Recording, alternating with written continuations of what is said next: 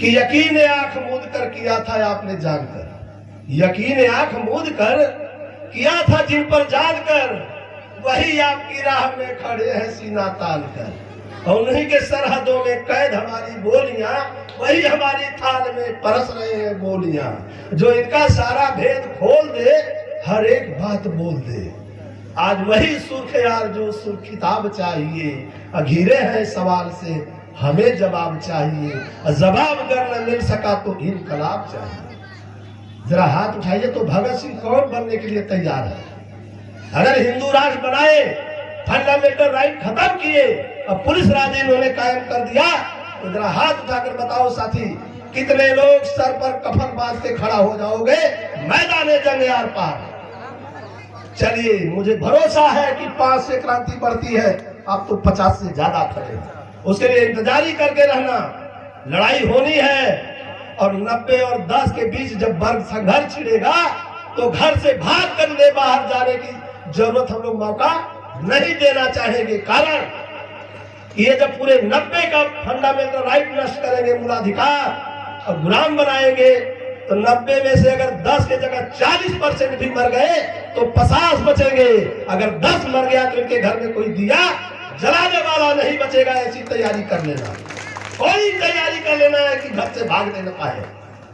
हम लोग देख रहे हैं, यही पढ़े लिखे नहीं है। हम भी 8-10 देशों का संविधान पढ़े हैं और आज भी रोज पढ़ता हूँ।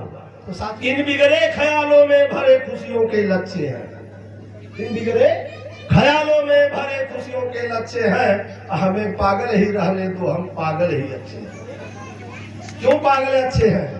कि कम से कम जब इतिहास लिखा जाए तो गद्दारों के और पागल पंथियों के लाइन में हमारा नाम ना हो, बाकी सब अपना नाम लिखा लेना।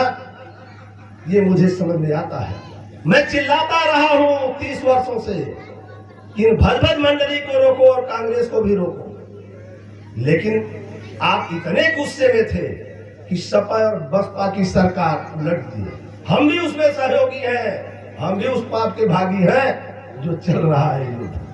क्योंकि रामधारी सिंह दिनकर का महाभारत का एक लाइन है कि है समर से नहीं पाप का भागी केवल व्याध, जो तटस्थ है समय लिखेगा उनका भी। तो इसलिए मुझे भी बहुत पहले लिखना पड़ा जब हमारे साथी हमारे साथ गद्दारी कर रहे थे। जब कैडर बीएसएस का शुरू हुआ नमो बुद्धाय की लाइन को, तो जो आज तमाम लोग संगठन बना के घूम रहे हैं और पार्टी बना के, इन लोगों ने जो हमारे दर्द दिया, उस दर्द पर मुझे लिखना पड़ा कि समय चक्र की धारा में बन रहा इतिहास, करो गद्दारी कीमत मिलती, संसद में होता उपहास, भावी पीढ़ियों के गले में पड़ने वाला है फांस। इंतजारी कर लीजिए, फैसला आपके हाथ में। नहीं करोगे तो ईवीएम तो है। अब ईवीएम से कैसे बचिएगा? कोई रास्ता बचता है तो वही हमारा आर्टिकल 352, 356, बात 358 वो क्या कह रहा है, 360 क्या कह रहा है कि गृह युद्ध और विदेशी संकट दोनों परिस्थितियां फिर मौजूद। विदेश से भी संकट है, क्योंकि रूस वर्सेस अमेरिका नाटो चल रही है जंग। देख रहे हैं ना, नहीं दिखाई पड़ रहा है। वो लड़ाई कोई ऐसी लड़ाई नहीं है। एक तरफ गरीबी से भूखे नंगे लोग हैं फटे हाल, और दूसरे तरफ पूंजीपति पुरोहित और सामंत है। सामंतों ने अपने चमचों को आगे खड़ा कर रसिया के खिलाफ खड़ा कर दिया। वो लड़ाई आपके हक की चल रही है, तो आपकी आंखें तो गांव में दिखाई पड़ रही है। हम राम है, हिंदू है और भजभज मंडली के गुलाम है। लगाने वाले कौन थे? जो नारा लगा रहे थे प्रधानमंत्री से बनने से पहले कि राजा नहीं फकीर भारत की तकदीर। जब राजा फकीर होके फकीर गरीबों का हिस्सा बांट दिया तो नारा लगा राजा नहीं रंग है देश का लगा था। अब उस लड़ाई में कौन हारा कौन जीता? मंडल बनाम कमांडर। जब हुआ आदेश कि जो पिछड़ी जातियां जिसने 3743 थी, कांग्रेस से बीजेपी मोदी तक आते आते 109 जातियां उसमें ऊंची जातियों को डाल करके ईडब्ल्यूएस अलग से दे दिया गया कि पिछड़ों का सारा हिस्सा ऊंची जातियों को सौंप दिया जाए। ये सारा कुकर्म, सारा अपराध इन लोगों ने पारित किया। क्या क्या हुआ ये जानिए। जब बीपी सिंह ने दिया सरकार की, बल्कि इनको एक तरह से साजिश के तहत किडनी फेल करा के मार भी दिया गया।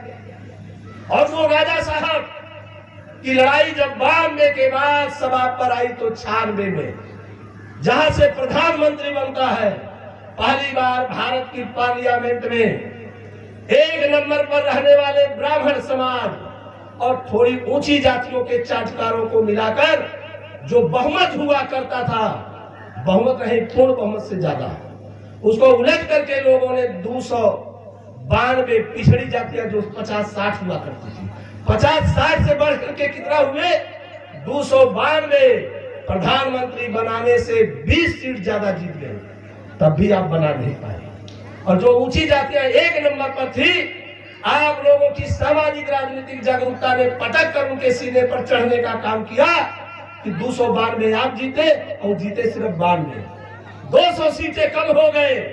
अनुसूचित जाति जनजातियां जिनकी संख्या 131 है, वो बाबा साहब की कृपा है, वो तो रिजर्व है, न उन्हें घटना है न बढ़ना है। अगर घटना बढ़ना है कुछ तो चमचे दलाल फटे हाल लोगों को पहुंचा देना है। यही तो करते हैं। जो उनका हर जोतने वाला हो, जूता में पालिश करने वाला हो, घर में उनकी औरतों के लुगा झूला कचारने वाला हो, ऐसे लोगों को पहुंचाते हैं ताकि हाथ उठाने में आसानी हो। 1,000 करोड़ रुपया बांट देंगे तो बिकने वाला नहीं मिलेगा। जब 500 रुपया के पाउच पर बिकने वाले यह दलाल दम छल्ले मिल जाते हैं, 1,000 करोड़ रुपया अगर खरीदने के लिए बेच देंगे तो हिंदू राष्ट्र बना देंगे, लोकतंत्र का खात्मा कर देंगे, संविधान का खात्मा कर देंगे कि नहीं? अब बगावत करोगे तो जो हमारा सेना का तीनों का चीफ हमारा बनाया गया है सेना अध्यक्ष, वो ऑर्डर करेगा, मिलिट्री आपके खिलाफ लगेगी। कहां जाओगे भागकर? कहां जाइएगा? जरा अपने लोग बताइएगा ना। वोट तो आप ही देते हैं। मानव में मानव वही जो संघर्ष किया करते हैं और अपने वतन के लिए जान दिया करते हैं, अपने वतन के लिए जान दिया करते हैं। सम्मानित राकेश कुमार मौर्य जी जो इस कार्यक्रम के मुख्य वक्ता है, आप आए और अपने विचारों को रखें। राकेश कुमार मौर्य।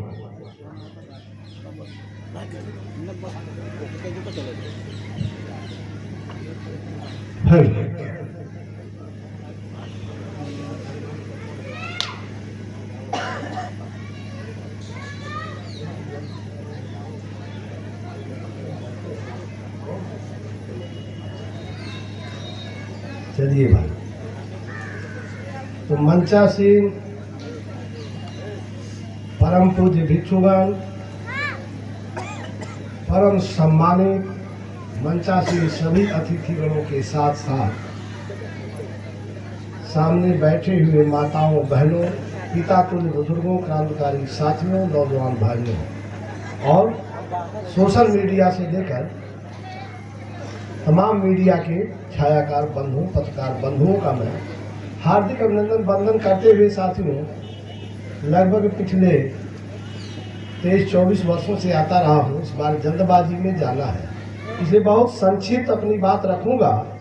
जो भारत के सामने चुनौतियां हैं उसमें आपकी क्या भूमिका होनी चाहिए, इसी बात पर संक्षिप्त राय रखूंगा। हमारे पूर्व वक्ता साथियों ने अपने ख्यालात रख दिए हैं। जो ये देश के अंदर कार्यक्रम चल रहा है जगह जगह नमो बुद्धाय के रूप में या दूसरे और कार्यक्रमों से मानवतावादी महापुरुषों के सांस्कृतिक संघर्ष को बढ़ाने का, अभी तक मैं समझता हूं कि शायद बहुजन समाज के लोगों ने या मूल निवासी बहुजन समाज के शोषित पीड़ित बंधुओं ने इस बात को गहराई से क्यों नहीं समझा कि इस कार्यक्रम चलाने का मकसद क्या है, लक्ष्य क्या है।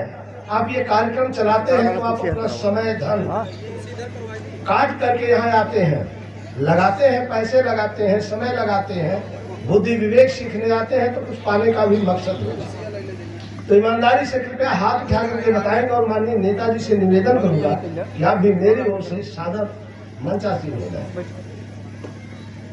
बंधुओं, जो कार्यक्रम चल रहा है इसका मकसद क्या है, आप में से कितने बंधुओं को पता है? कुछ हाथ उठा के बताएंगे। एक आध आदमी आप बोलेंगे, मैं सुनूंगा। ये जो कार्यक्रम 25 वर्षों से चल रहा है और 32 सालों से मैं इस काम में लगा हूँ, उसके पहले बुद्ध और अशोक के नाम पर चर्चा नहीं होती। अगर कोई नाम लेता था तो लोग कहते थे इन्हीं के चलते देश हमारा गुलाम हो गया, कायर हो गया, ये बड़े खराब लोग थे। और आप कह रहे हैं कि अच्छे लोग हैं। भाजपा का राष्ट्रीय प्रवक्ता कहता है कि ये तो गड़बड़ लोग थे। तो दोनों लोगों में से कौन सही बोला, इस बात की समझ है? क्यों भाई, कोई साथी कुछ बताए? चलिए, संक्षिप्त में समय कम है, वरना ज्यादा समय देकर फिर बीच में हम लोग आवेंगे तो बात करेंगे। मित्रगण, आपने पढ़ाई लिखाई किया है तो आपने थोड़ी राजनीति विज्ञान या नागरिक शास्त्र पढ़ा होगा, या भारत का मौजूदा संविधान। तो उसमें हमको लगता है 5 से 7 में, अनुच्छेद 5 से 7 में लिखा पड़ा है नागरिकता। अगर आपसे कोई पूछे कि आपकी राष्ट्रीयता क्या है और नागरिकता क्या है, तो आप क्या लिखते हैं? जब फार्म वार्म भरते हैं क्या लिखते हैं भाई? भारतीय आप लोग लिखते हैं। तो भारतीय किसे कहते हैं? अगर कोई पूछे तब हम क्या बताएंगे? तो पाकिस्तानी भी आ जाएगा और विदेश से अंग्रेज भी आ गया तो वही भी भारतीय थे आपके कथनानुसार था। मंगोल और मुगल भी। वंश परंपरा से जो आपके नागरिकता है भारत भूमि में बसर करने की, और इस भूमि के क्षेत्रफल से लेकर जनता के प्रति अपनत्व का भाव, वह तो समझ में आता है भारतीय। लेकिन विदेश से आए हुए लोगों की अर्जित नागरिकता भी है, पाकिस्तान का बंटवारा हुआ तब भी, और सीट वाले तो ला ही दिए हैं लोग। ये चल रहा है, क्या आप समझते हैं? अगर ये बात समझते होते तो आज जो भारत पर हुकूमत कर रही है पार्टी और प्रदेश में, शायद ये पैदा होने के विषय में सोचते कि पैदा होना चाहिए कि नहीं होना चाहिए। देश खतरे की सीमा पार कर गया और इस बार उन्होंने 400 सीटों की मांग किया है। अगर 400 के पार चले गए तो क्या होगा, कुछ समझ में आया है? नहीं पता लगा। आज से 4-5 साल पहले मोदी जी, 5 साल का 6 साल पहले मोदी जी जब प्रधानमंत्री हुए थे तो उन्होंने भारत की तीनों सेनाओं का एक सेनापति निर्धारित किया। यह बात आपको समझ में आया कि क्यों? नहीं पता है। ये वही घटना दोहराई जा रही है। मौर्य साम्राज्य के बगावत के बाद आज तक आप उठ के खड़ा नहीं हो पाए, और पुनः आप जो मंचों से बार बार चिल्ला रहे हैं 25-30 वर्षों में, वो अंदर से घबराए हुए हैं। और पूरा मूल अधिकार और नागरिकता समाप्त कर दिया जाएगा। और ये आपका कानून बना है, नया कानून पास हो गया। 193 सांसदों को बर्खास्त करके निलंबित कर दिया गया कि ये न रहेंगे न विरोध करेंगे। पास कर दिया गया। इसमें पुलिस राज की स्थापना, पेज नंबर 64, 65, 66, 67 पढ़ लीजिएगा। धारा नंबर 168 से 173। पहले तो था कि अगर पुलिस लगा दिया आरोप कि आपने गलती किया है तो आपको न्यायालय में जाने का राइट था। गांव घर में हल्ला मचाते, 150 लोग धरना प्रदर्शन करते। लेकिन इसमें लिखा पढ़ी में है कि विरोध करोगे तो तुम्हें भी जेल भेजेंगे, तुम भी अपराधी हो। ये मोदी ने पास कराया है, योगी ने पास कराया है, और आपने पागलपन में मुख्यमंत्री बनाने के नाम पर वोट दे के पास कराया है। तो दोबारा भी पास करा दिया गया, तो लागू जुलाई से होना है। इसको भी करा लीजिएगा ताकि वो बात याद आ जाए जब बात आज खटिया पर बैठने के बदले पिटाई होती थी, माँ बहनों की शुद्धिकरण होता था, और गोबर के थर्मामीटर से बुखार मापा जाता था सामंतों के घर में। ये यहाँ तक ला दिए, ये मैं नहीं लाया हूँ, वोट तो आप ही ने दिया। और जो बात मैं आज बोल रहा हूँ, ये बात आज 30 साल से बोल रहा हूँ। तो हमारे ही साथी जिनको कखा गघ सिखाया, वो हमें उपदेश देने में लगे थे कि बेमतलब का बतियाते रहते हैं।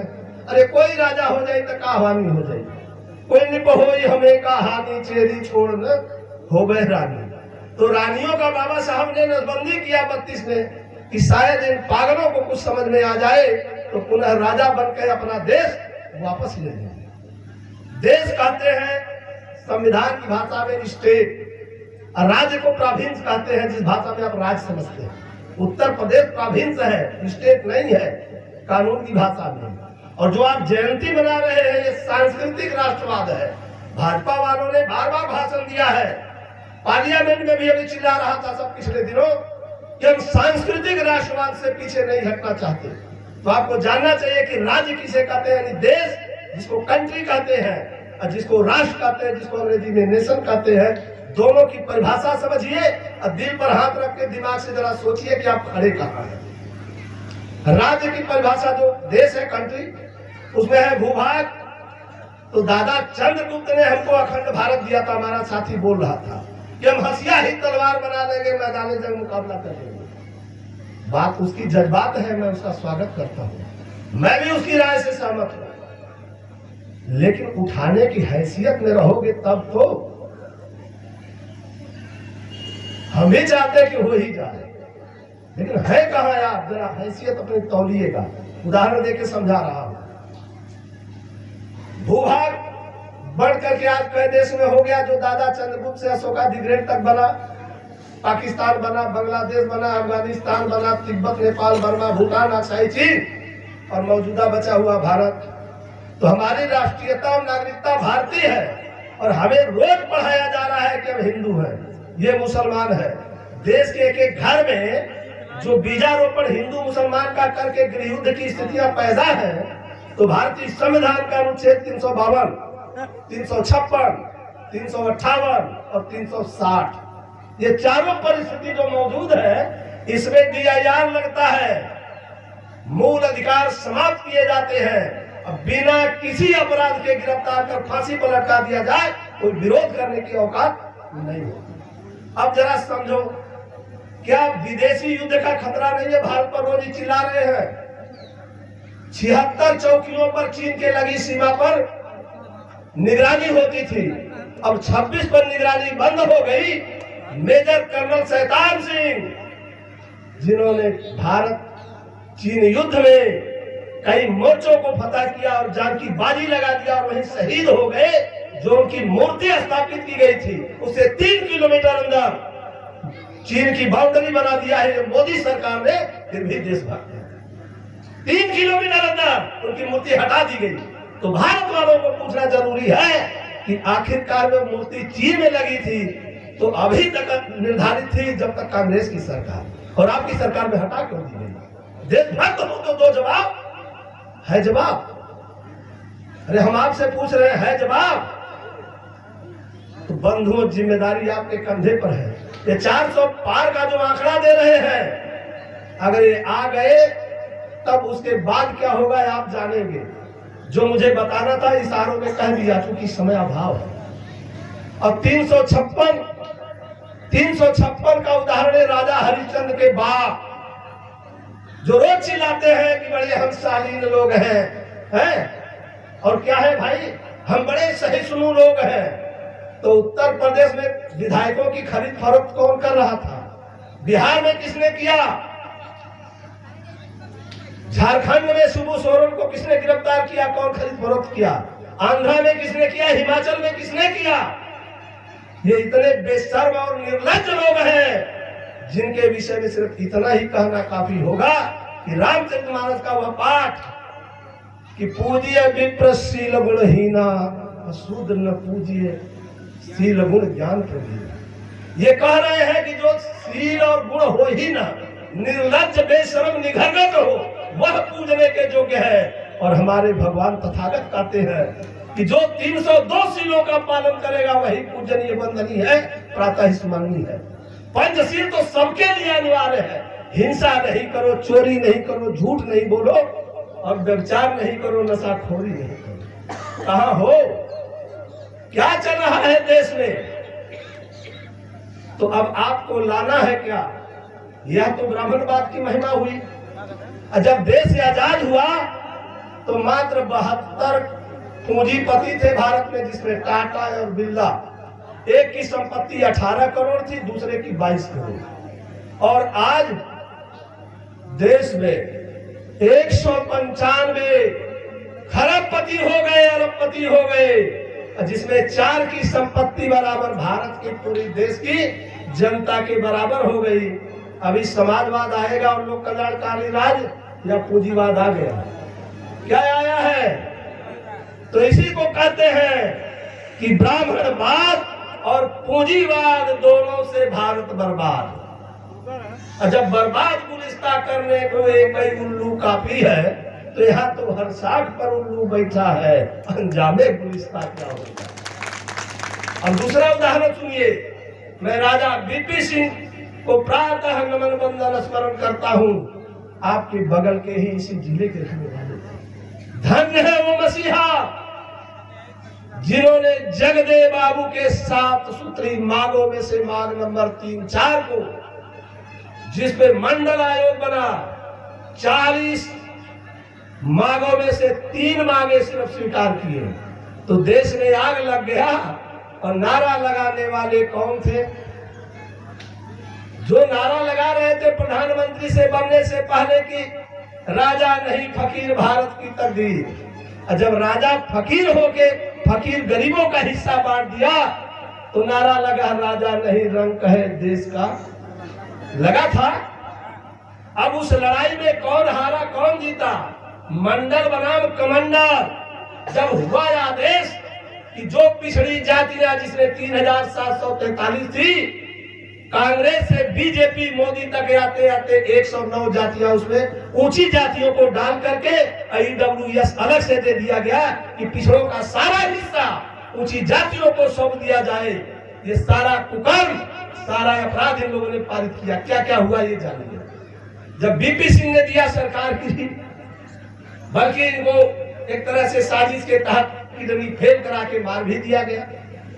और वो राजा साहब की लड़ाई जब 92 के बाद सभा पर आई, तो 96 में जहां से प्रधानमंत्री बनता है, पहली बार भारत की पार्लियामेंट में 1 नंबर पर रहने वाले ब्राह्मण समाज और थोड़ी ऊंची जातियों के चाटकारों को मिलाकर जो बहुमत हुआ करता था, बहुमत नहीं पूर्ण बहुमत से ज्यादा, उसको उलट करके लोगों ने 292 पिछड़ी जातियां जो 50-60 हुआ करती थी, 50-60 से बढ़ करके कितना हुए? 292। प्रधानमंत्री बनाने से 20 सीट ज्यादा जीत गए, तब भी आप बना नहीं पाए। और जो ऊंची जातियां 1 नंबर पर थी, आप लोगों की सामाजिक राजनीतिक जागरूकता ने पटक कर उनके सीने पर चढ़ने का काम किया कि 292 आप जीते, और जीते सिर्फ 92। 200 सीटें कम हो गए। अनुसूचित जाति जनजातियां जिनकी संख्या 131 है, वो बाबा साहब की कृपा है, वो तो रिजर्व है, न उन्हें घटना है न बढ़ना है। अगर घटना बढ़ना है कुछ, तो चमचे दलाल फटे हाल लोगों को पहुंचा देना है। यही तो करते हैं। जो उनका हर जोतने वाला हो, जूता में पालिश करने वाला हो, घर में उनकी औरतों के लुगा झूला कचारने वाला हो, ऐसे लोगों को पहुंचाते हैं ताकि हाथ उठाने में आसानी हो। अब क्या हुआ भाई? 31 तो मेंबर ऑफ पार्लियामेंट धार्मिक अल्पसंख्यक है। 292 वाला मोदी जी की कृपा से, योगी की कृपा से और हमारे लोगों के पागलपन से मात्र 292 में बचेंगे 120 है। इस बार सिर्फ 120 रहे हैं, और 120 से जो 92 से पीछे आना चाहिए, वो आगे बढ़ के 264 चला गया। अब सीट मात्र उसको 8 चाहिए। अगर 1,000 करोड़ रुपया बांट देंगे तो बिकने वाला नहीं मिलेगा। जब 500 रुपया के पाउच पर बिकने वाले यह दलाल दम छल्ले मिल जाते हैं, 1,000 करोड़ रुपया अगर खरीदने के लिए बेच देंगे तो हिंदू राष्ट्र बना देंगे, लोकतंत्र का खात्मा कर देंगे, संविधान का खात्मा कर देंगे कि नहीं? अब बगावत करोगे तो जो हमारा सेना का तीनों का चीफ हमारा बनाया गया है, सेना अध्यक्ष, वो ऑर्डर करेगा, मिलिट्री आपके खिलाफ लगेगी। कहाँ जाओगे भागकर? कहाँ जाइएगा? जरा अपने लोग बताइएगा ना। वोट तो आप ही देते हैं। तो इसलिए मुझे कुछ कहना है। इन बिगड़े ख्यालों में भरे खुशियों के लक्ष्य हैं। इन बिगड़े ख्यालों में भरे खुशियों के लक्ष्य हैं। हमें पागल ही रहने दो, हम पागल ही अच्छे हैं। क्यों पागल अच्छे हैं? कि कम से कम जब इतिहास लिखा जाए तो गद्दारों के और पागल पंथियों के लाइन में हमारा नाम न हो, बाकी सब अपना नाम लिखा लेना। ये मुझे समझ में आता है। मैं चिल्लाता रहा हूं 30 वर्षों से कि इन भजभज मंडली को रोको और कांग्रेस को भी रोको, लेकिन आप इतने गुस्से में थे कि सपा और बसपा की सरकार उलट दी। हम भी उसमें सहयोगी हैं, हम भी उस पाप के भागी हैं जो चल रहा है युद्ध। क्योंकि रामधारी सिद्ध दिनकर का महाभारत का एक लाइन है कि है सबर से नहीं पाप का भागी केवल ब्याज, जो तटस्थ है समय लिखेगा उनका भी इतिहास। तो इसलिए मुझे भी बहुत पहले लिखना पड़ा, जब हमारे साथी हमारे साथ गद्दारी कर रहे थे। जब कैडर बीएसएस का शुरू हुआ नमो बुद्धाय की लाइन को, तो जो आज तमाम लोग संगठन बना के घूम रहे हैं और पार्टी बना के, इन लोगों ने जो हमारे दर्द दिया, उस दर्द पर मुझे लिखना पड़ा कि समय चक्र की धारा में बन रहा इतिहास, करो गद्दारी कीमत मिलती, संसद में होता उपहास, भावी पीढ़ियों के गले में पड़ने वाला है फांस। इंतजारी कर लीजिए, फैसला है आपके हाथ में। नहीं करोगे तो ईवीएम तो है ही है। अब ईवीएम से कैसे बचिएगा? कोई रास्ता बचता है तो वही हमारा याद के 352, 356, बात 358 वो क्या कह रहा है, 360 क्या कह रहा है कि गृह युद्ध और विदेशी संकट दोनों परिस्थितियां फिर मौजूद। विदेश से भी संकट है, क्योंकि रूस वर्सेस अमेरिका नाटो चल रही है जंग, देख रहे हैं ना, नहीं दिखाई पड़ रहा है। वो लड़ाई कोई ऐसी लड़ाई नहीं है। एक तरफ गरीबी से भूखे नंगे लोग हैं फटे हाल, और दूसरे तरफ पूंजीपति पुरोहित और सामंत है। सामंतों ने अपने चमचों को आगे खड़ा कर रसिया के खिलाफ खड़ा कर दिया। वो लड़ाई आपके हक की चल रही है, तो आपकी आंखें तो गांव में दिखाई पड़ रही है, हम राम है, हिंदू है और भज भज मंडली के गुलाम है। तो हम क्या कहेंगे भाई? हमारे साथी ने तो बहुत कुछ कह दिया, लेकिन जो मुझे समझ में आता है कि यकीन आंख मूंद कर किया था आपने जानकर, यकीन आंख मूंद कर किया था जिन पर जान कर, वही आपकी राह में खड़े हैं सीना तान कर, और उन्हीं के सरहदों में कैद हमारी बोलियां, वही हमारी थाल में परस रहे हैं बोलियां। जो इनका सारा भेद खोल दे, हर एक बात बोल दे, आज वही सुर्खियार जो सुर्खिताब चाहिए। अघिरे हैं सवाल से हमें जवाब चाहिए, जवाब अगर न मिल सका तो इनकलाब चाहिए। जरा हाथ उठाइए तो भगत सिंह कौन बनने के लिए तैयार है? अगर हिंदू राष्ट्र बनाए, फंडामेंटल राइट खत्म किए और पुलिस राज इन्होंने कायम कर दिया, तो जरा हाथ उठाकर बताओ साथी, कितने लोग सर पर कफन बांध के खड़ा हो जाओगे मैदान जंग यार पार? चलिए, मुझे भरोसा है कि 5 से क्रांति बढ़ती है, आप तो 50 से ज्यादा खड़े हैं। उसके लिए इंतजारी करके रहना, लड़ाई होनी है। और 90 और 10 के बीच जब वर्ग संघर्ष छिड़ेगा, तो घर से भाग कर बाहर जाने की जरूरत हम लोग मौका नहीं देना चाहेंगे। कारण ये जब पूरे 90 का फंडामेंटल राइट नष्ट करेंगे, मूलाधिकार और गुलाम बनाएंगे, तो 90 में से अगर 10 के जगह 40% भी मर गए तो 50 बचेंगे। अगर 10 मर गया तो इनके घर में कोई दिया जलाने वाला नहीं बचेगा। ऐसी तैयारी कर लेना, कोई तैयारी कर लेना है कि घर से भागने न पाए। हम लोग देख रहे हैं, यही पढ़े लिखे नहीं है। हम भी 8-10 देशों का संविधान पढ़े और आज भी रोज पढ़ता हूँ। तो साथियों, ज्यादा समय मैंने ले लिया, बहुत कहना था। गृह युद्ध का मतलब महंगाई समझ रहे हैं। देश आजाद हुआ तो भारत के 1 रुपया बराबर 5 रुपया जो हमें गुलाम बनाया था ब्रिटेन, उसका वो 5 रुपए देता था, हम गुलामों का 1 रुपया लेता था 15 अगस्त 47 को।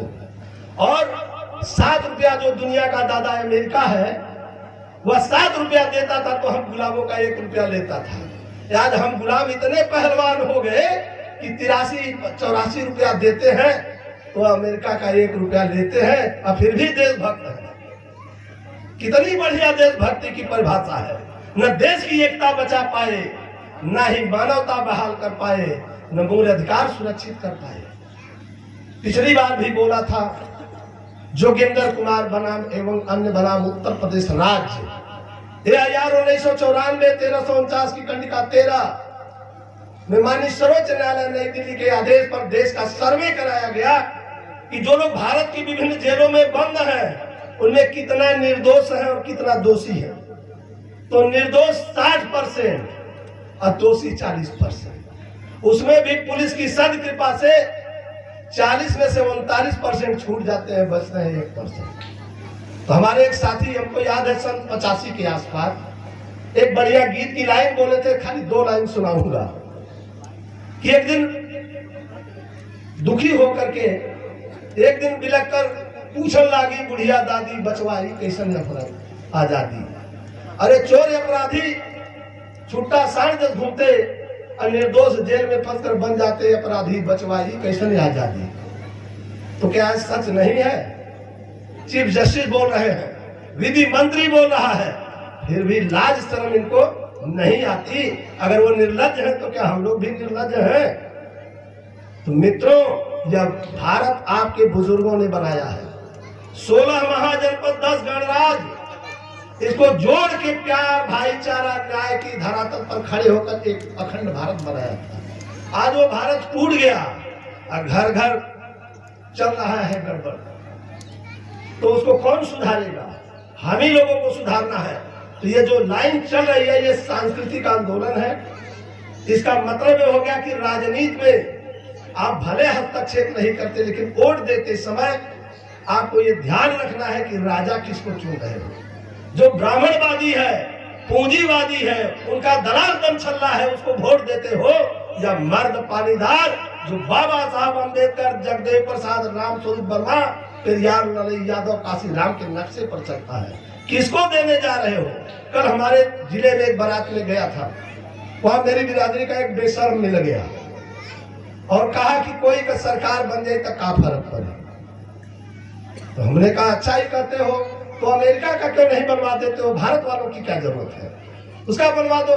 कहा तो कोई फर्क का हुई हमें हमेशा वही जहां रहना है वही रहेंगे।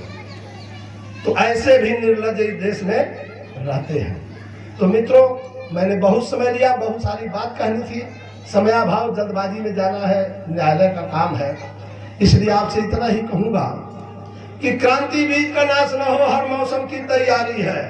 क्रांति बीज का नाश न हो, हर मौसम की तैयारी है। अक्ल का गीत लिए ओठों पर आज लड़ाई जारी है। किस बात की लड़ाई?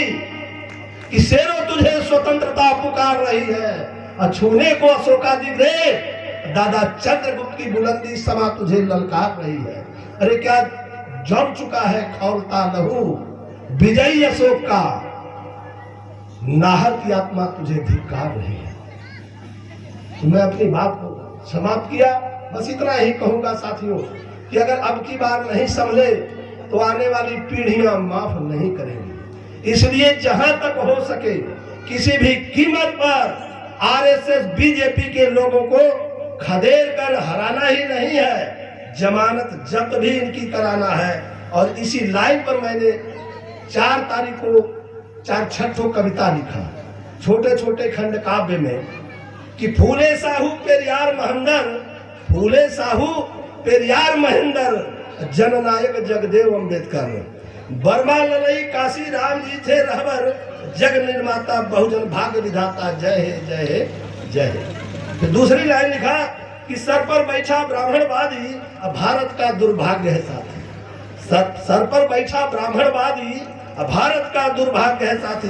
भ्रष्टाचारी, अत्याचारी, आरएसएस बीजेपी की क्षय हो, क्षय हो, क्षय हो। दादा चंद्रगुप्त की जय हो, दादा चंद्रगुप्त की जय हो। अगली लाइन, जंग चुनावी बहुजन साथी, ब्राह्मणवादी से मत घबराना। जंग चुनावी बहुजन साथी, ब्राह्मणवादी से मत घबराना। वोट की ताकत से मिलकर पटको सीने पर चढ़ जाना। अरे सानी चंद्रगुप्त का बब्बर शेर घराना साथ खड़ा है, साथ खड़ा है। मनवादी को मार भगाना, मार भगाना, मार भगाना।